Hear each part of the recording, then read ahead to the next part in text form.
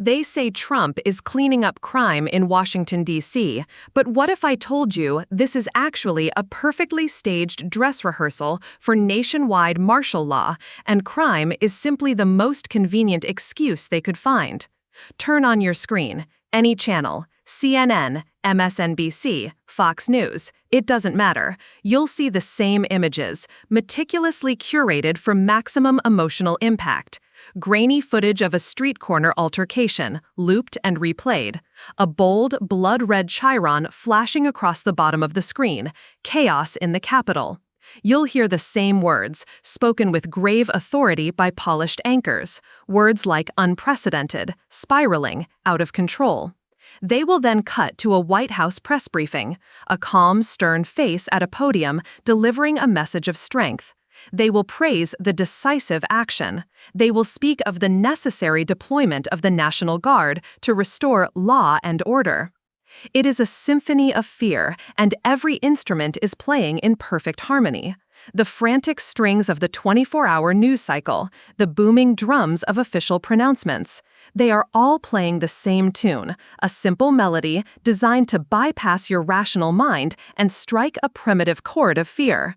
Fear of violence, fear of disorder, fear that the fragile walls of civilization are crumbling. And in that state of manufactured fear, you are not meant to ask questions. You are meant to be grateful. Grateful that a strong leader is taking control. Grateful for the sight of uniformed soldiers and armored vehicles on your nation's streets. They offer you a simple story so that you will beg for their simple, brutal solution. But from where I am sitting, in the quiet, you learn to listen differently. You learn to strip away the sensationalist music and the flickering images. You learn to analyze the script. And when you do, the story they are selling begins to fall apart. This isn't a reaction to a crisis. This is the deliberate creation of a crisis to justify a pre-planned solution. This is the playbook. Ask yourself, has crime truly, organically exploded to a level that requires a military response?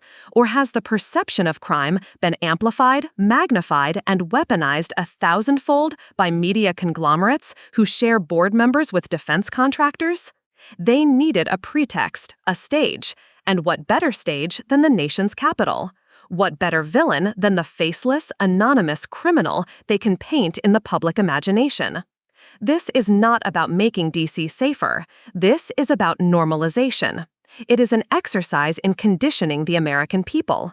The first time you see troops on a street corner, it's shocking. The 10th time, it's concerning. The 100th time, it's just the background scenery of your life. They are methodically eroding the sacred line between policing and military action, a line that is the bedrock of a free republic. They are teaching you to see the military not as a force to defend against foreign invaders, but as a domestic police force. This is a psychological operation being waged against an entire populace. And while you are distracted by the spectacle on the streets, the real transactions are happening behind closed doors. Every Humvee that rolls through a city street is a cha-ching for the military-industrial complex. Every new surveillance camera, powered by facial recognition software, is a multi-million-dollar contract for a big tech corporation. Every emergency powers declaration channels billions of your tax dollars not into solving the root causes of poverty or desperation, but into the pockets of the security state and its corporate partners. This isn't policy. It's a massive transfer of wealth disguised as a public safety initiative. Cui bono? Cui benefits? Not the citizens of D.C. who now live in an occupied city. Not you, whose constitutional rights are being defined as conditional. The beneficiaries are the architects of this theater, the neoconservative think tanks who have dreamt of this new American century where domestic dissent is handled with the same tools as foreign insurgencies. The Wall Street financiers who demand stability at any cost, even the cost of liberty, to protect their assets. They are using the government as their own private security force, turning the capital of the free world into a fortress to protect themselves, while creating the very model that can be exported to any other city they deem unstable. They are testing the waters. They are watching how you react. They are measuring the level of public resistance. They are checking to see how many people will trade their freedom for the illusion of security. This operation in DC is a data point. It is a field test. It is the pilot episode for a series they intend to roll out nationwide. They paint a picture of chaos so you will beg for their control. But when you scrape away that cheap coat of propaganda paint, what do you see? You see the gears of a machine, turning with cold, calculated precision. A machine that feeds on fear and profits from control. In the next chapter, we will rip back the curtain and look directly at the ones truly running this play. They told you the last chapter was about pulling back the curtain. That is not quite right. A curtain is ripped back in a moment of surprise. This is different. This is a slow, deliberate drawing aside of a lead-lined sheet, a calculated reveal of the machinery that has always been there, humming quietly just behind the static of your daily life. The stagecraft in Washington, D.C. is not the play. It is merely the overture. The real performance is the silent, colossal transfer of power and wealth happening in the dark. They want you to look at the street. We must look at the ledger. They call it a crisis. We call it an engineered business opportunity. Do you truly believe that crime, like some meteorological event, simply erupted to a level requiring a military occupation? Or is it more plausible that the dial of social misery was intentionally turned up, while the media, their loyal stenographers, prepared the panic-inducing headlines? Ask yourself a simple question. When the state of emergency was declared, who placed the first phone calls? It was not to social workers or community leaders. It was to the boardrooms of the merchants of fear. Look, here is a graph of the stock price for Lockheed Martin, for Raytheon, for Northrop Grumman. See that sharp, beautiful spike? That is the exact moment the first Humvee rolled past the Lincoln Memorial. That is the sound of your tax dollars being converted into shareholder profits. For every soldier in combat gear you see on a corner, there is a defense contractor celebrating a new no-bid contract for everything from body armor to surveillance drones. They have sold you the story of a war on crime, but what they have achieved is turning your own country into a new, bottomless market for the instruments of war. Your streets are their new showroom. And who underwrites this grand production? Follow the money. It does not lead to the White House switchboard. It leads to the steel and glass towers of Wall Street, to the ghouls at Goldman Sachs and J.P. Morgan who crave one thing above all else: stability. Not your stability, theirs. The stability of a system that allows them to privatize profits and socialize losses. A little martial law is a small price to pay to ensure their assets are protected, to see the centers of their power transformed into impregnable fortresses. They are the silent financiers of the security state, an insurance policy paid for with your freedom. But who writes the script? Who provides the intellectual justification for turning the American Republic into a garrison state? You will find them in the hushed, wood-paneled offices of neoconservative think tanks. These are the architects of perpetual foreign wars, the men who drew up the blueprints for invading Iraq and Afghanistan. Having perfected their playbook of destabilization and control abroad, they have now brought their dark arts home. They write the white papers and the policy briefs that whisper in the ears of politicians, providing the philosophical cover for tyranny. They have always seen the American people not as citizens to be served, but as a population to be managed. And what of the technology, the unblinking eyes that now watch every citizen in the Capitol? That is the contribution of another partner in this unholy alliance, Big Tech. The companies that once promised to connect the world are now providing the digital shackles. Palantir's data mining algorithms, Amazon's facial recognition networks, Google's location tracking. They are not simply selling a product, they are selling the raw instruments of total social control. They have turned the crisis into the ultimate data harvesting opportunity, building a digital panopticon from which there is no escape, all while presenting themselves as benign innovators. This is the consortium of power. The military-industrial complex provides the hardware. Wall Street provides the capital. The neoconservative ideologues provide the justification. Big tech provides the surveillance. And over all of them, a shadowy transnational class of globalist elites meeting in the air-conditioned boardrooms of Davos and Bilderberg, who see sovereign nations and individual liberties as quaint, inconvenient obstacles to a perfectly managed, centralized world order. They are the true puppet masters. Trump, the media, the criminals on the street, they are all just actors and props in a drama with a pre-written conclusion. They have perfected the formula. It is a four-step waltz. First, engineer the crisis. Second, amplify the public reaction of fear. Third, offer the pre-planned solution that expands your power and enriches your allies. Fourth, normalize the unthinkable until the people forget what freedom even felt like. Do not be fooled. This is not about law and order. This is a hostile takeover. It is the largest transfer of wealth from the public to a private security syndicate in modern history. The operation in D.C. is not an isolated event. It is a pilot program. It is a laboratory test to perfect the model before it is exported. Today, the excuse is crime in Washington. Tomorrow, it will be a public health emergency in New York. The day after, a climate crisis in California, or a domestic terror threat in Texas. The pretext will change, but the outcome will always be the same. Less freedom for you, more control and profit for them.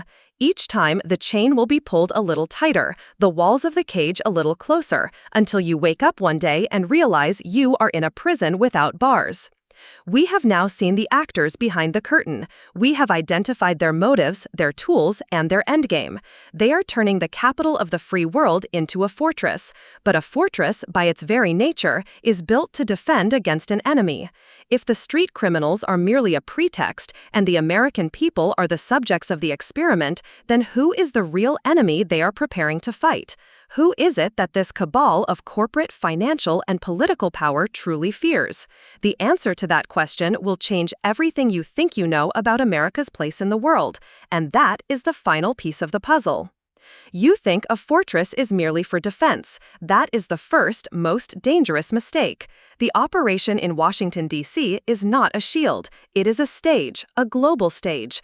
The audience for this meticulously choreographed production is not the American people. They are merely the unpaid extras. The real audience is sitting in the seats of power in Beijing, in Moscow, in Brussels, and in Riyadh.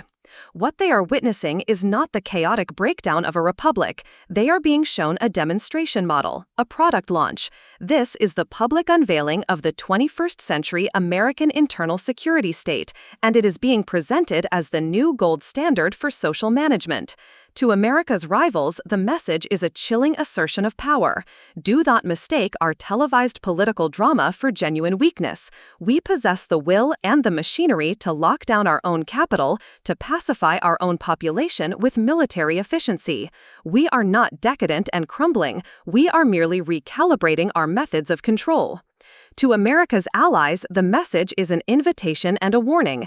It says, the old order of liberal democracy is inefficient. It is vulnerable. This fusion of corporate state power, this seamless integration of surveillance technology and military force under the pretext of an emergency, this is the future. This is the model for effective governance in an age of manufactured crises.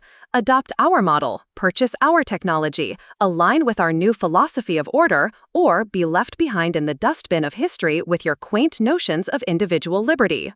The playbook they have perfected in D.C. is about to become the world's most lethal export. It is a turnkey franchise for tyrants, a blueprint that can be downloaded and deployed in any country. The pretext is designed to be modular. In America, it is crime. In Europe, it might be a wave of domestic extremism. In Asia, a public health threat. In Africa, a resource shortage. The cause is irrelevant. The problem is always the trigger. The public's fear is always the fuel. And the solution is always the same. A prepackaged system of absolute control sold to you for your own safety. Watch as other governments, emboldened by this American precedent, begin to find their own convenient emergencies. They will see that you can suspend constitutional rights, that you can put soldiers on the streets, that you can declare your own citizens a threat, and the world, led by the so-called leader of the free world, will not condemn it. It will praise it as decisive action. This is how freedom dies globally, not in a single fiery apocalypse, but in 1,000 synchronized lockdowns, each one justified by its own expertly crafted crisis until the entire planet is a grid of controlled zones. The cage is being built all around you, but they are convincing you it is a sanctuary. This is a red alert for humanity, the final alarm before the long night sets in. Today, it is Washington. Tomorrow, it will be your city. The erosion will be gradual, almost imperceptible. A new camera on your street corner, a digital ID required for travel, a social credit score linked to your bank account for the public good. They will never take all of your freedom at once. They will chip away at it, piece by piece, emergency by emergency, until you wake up one day and can no longer remember what it felt like to speak without fear, to travel without permission, to think without consulting the approved narrative. You will be safe, and you will be a slave. So what are you to do? First, wake up. Actively, consciously wake up. Turn off the television screens that serve as the primary conduits of fear. They are not windows to the world, they are the bars of your prison cell. Second, think for yourself. Question everything they tell you, especially when they speak in unison. When every media channel, every politician, and every corporate entity repeats the exact same phrase, you are not hearing the truth, you are hearing a script. Your job is to find out who wrote it. Third, ask the one question they are terrified of you asking. Cui bono? Who benefits? Not from the crime, but from the response to the crime. Who gets the contracts? Who acquires more power? Who sees their stock price soar? Who gets to write the new laws that restrict your competitor, but not themselves? Follow the money. It never lies. Break the wall of silence. Share this information with those who are still asleep. They will call you a conspiracy theorist. They will mock you. That is the programmed response of a mind that is not yet free. But you must be the ripple that starts the wave. You must be the whisper that breaks the spell. Prepare yourself. Prepare your family. Build networks of trust outside of the state-controlled digital world. Your freedom was not given to you by any government, and it will not be protected by one. It is your birthright, and its defense is your sacred, relentless duty. The militarization, the tanks in the streets, the soldiers in riot gear, this is only the surface, the brutalist architecture of the new order. It is the visible part of the machinery. But have you ever asked who is truly funding the chaos on the streets that makes the military solution seem so necessary? In the next chapter, we will follow the money, and I promise you, it will lead to names you would never expect.